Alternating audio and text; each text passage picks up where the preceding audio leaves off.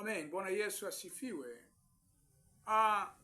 Yakobo kuna neno anasisitiza mtume wa Mungu Yakobo, kuna jambo anasema pale katika mstari wa kwanza, ile sura ya kwanza mstari wa 9 pale.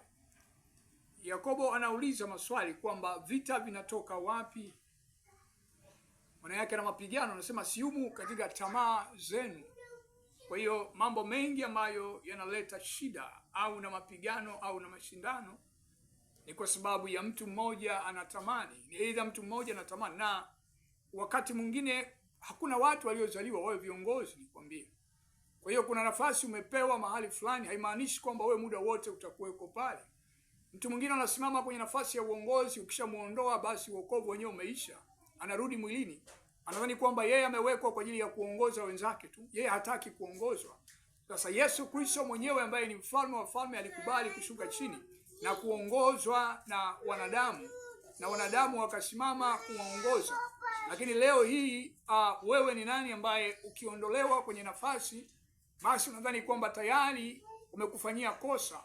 Na hiyo ni dalili mbaya, ni kwamba ndani yako kuna kiburi, ndani yako kuna mashindano, na ndiyo maana hutaki kuwa chini ya watu wengine. Si kweli kwamba kuna wanadamu ambao wamezaliwa kuongoza wenzao tu, la hasha, hapana. Wewe pia nawe unahitaji kuongozwa.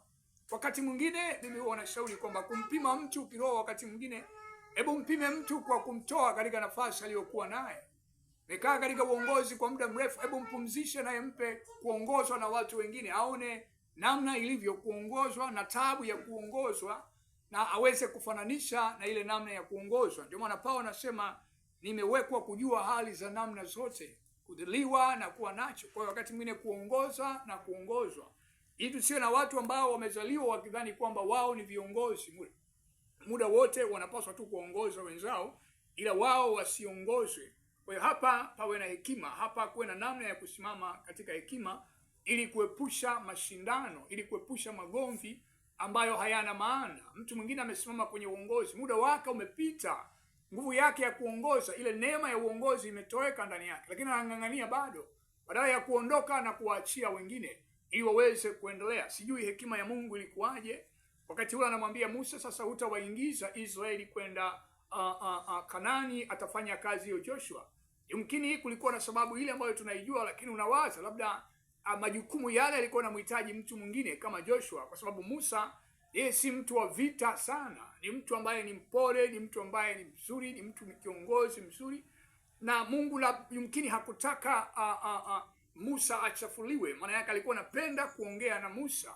Kwa hiyo sasa anamwambia Musa, pumzika, pamoja na kwamba sababu ilionekana kwa sababu hamkuniheshimisha wakati wa kupiga maji katika mwamba, lakini nadhani pia kulikuwa na hekima hiyo ya Mungu kwamba no, Musa usiende. Kwa sababu hiyo nasema, nikikumbusha kile kisa cha Daudi mfalme anapotaka kumjengea nyumba Mungu anasema no, hutajenga wewe kwa sababu mikono yako imejaa damu nyingi sana. Atajenga mwanao Sulemani.